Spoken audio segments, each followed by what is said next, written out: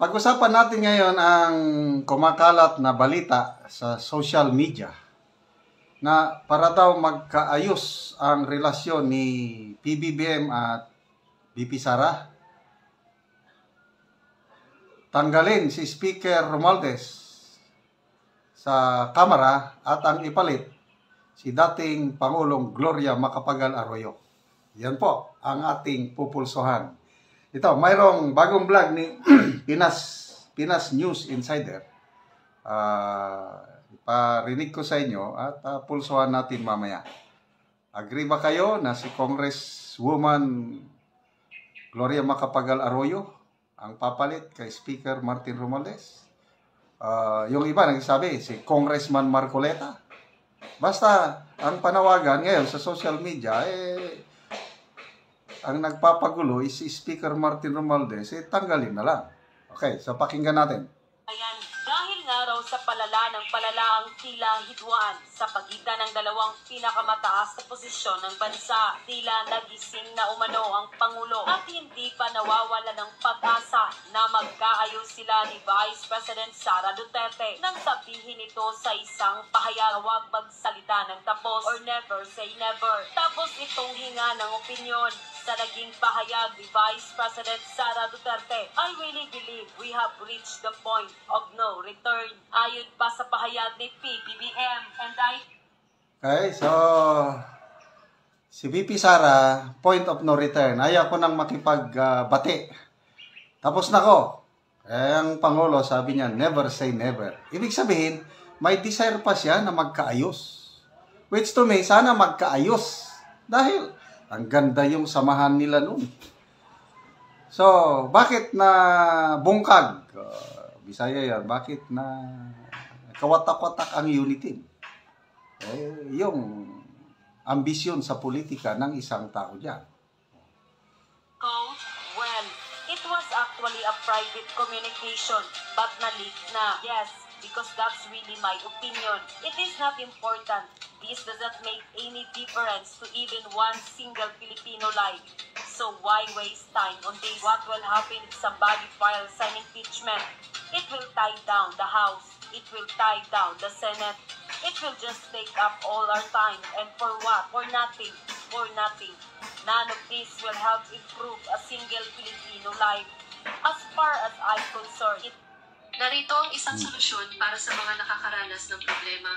So, yun po, yung message ni Pangulong Marcos na huwag nang ituloy ang impeachment, sinasabi niya.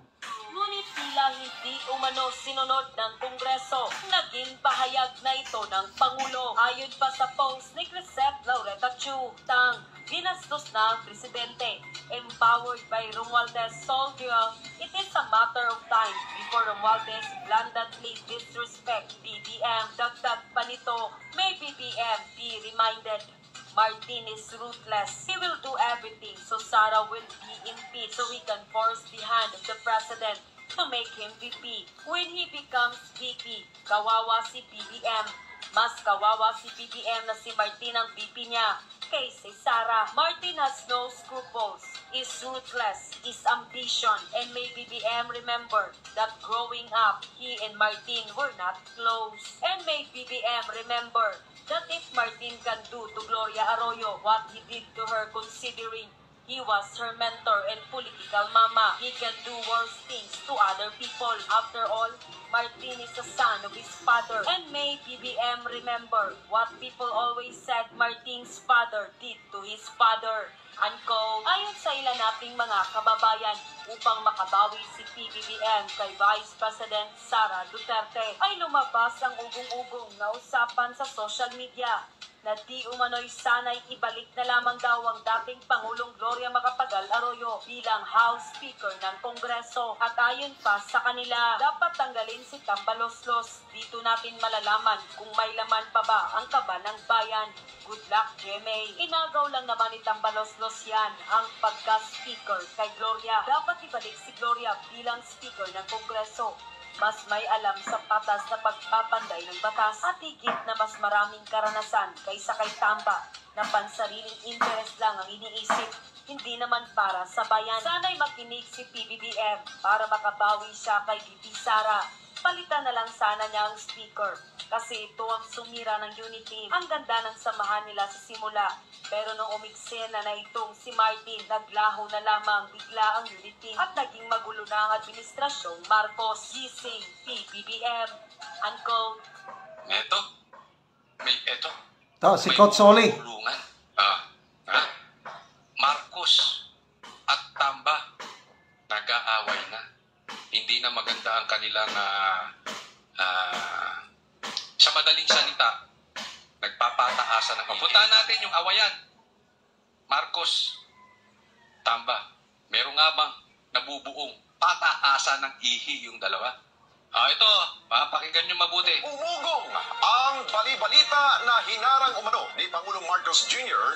ang planong paghahain ng impeachment complaint laban po yan kay... Ito, matagal ng pangarap Matagal na yan. Lumalabas na nga yan So, hindi lang ugong-ugong yun. Kinumpirma na ng Pangulo na talagang nag-message siya sa mga kongresista. So, ang tanong, bakit mag-message pa sa kongresista, bakit hindi niya kinausap ng personal ang Speaker of the House? Anong posibleng rason nun? Baka ito na nga, yung hinala, sinabi ni Coach Oli na may namumuong friksyon sa dalawa. Lalo na nung kinonfirm na ng Pangulo na kanya yung message na yon. Humihiling siya sa Kongreso na wag nang i-impeach si VP Sara. Anong response ng House leadership? Wala lang, tahimik ang Speaker of the House. Tapos ang kanyang mga deputy speaker, sinabi na pag may mag-file daw ng complaint, aaksyonan nila. Anong sabi ng Makabayan Black? Huwag kayong makialam, Mr. Pangulo. Pakikialam ang ginagawa nyo. Ibang branch of government kami. Gawin namin ang nararapat. So, ibig sabihin, yung Makabayan Black, itutuloy nila ang impeachment. I think, December ata, itutuloy. So, ganon. So, ayun, solusyon. Ugong-ugong lang. Mga idea lang. Yung post ni Crisette Laurita Chu, na nabasa ko, one scenario is, gagawa ng aksyon ang Malacanang, specifically si First Lady First Lady Liza, sabi ni post ni Crisette, gagawa ng hakbang si First Lady Liza, magbuo siya ng sarili niyang grupo sa Kongreso para palitan si Speaker Martin Romualdez at maglagay sila ng ibang speaker. Yun yung senaryo. So, kung mangyari ito, sino ang magandang ilagay? Si President Gloria Macapagal Arroyo ba? I believe medyo maganda naman ang relasyon ni GMA kay First Lady Liza. Yan ang narinig ko lang So, payag ba kayo na si ex-President GMA ang uupong speaker? Pag siya ng speaker, ano bang kay Sara, VP Sara, medyo lalamig ba ang kanyang galit? Kasi ngayon, galit na So, I don't know kung anong mga mangyari sa mga susunod na mga araw at linggo. Bantayan natin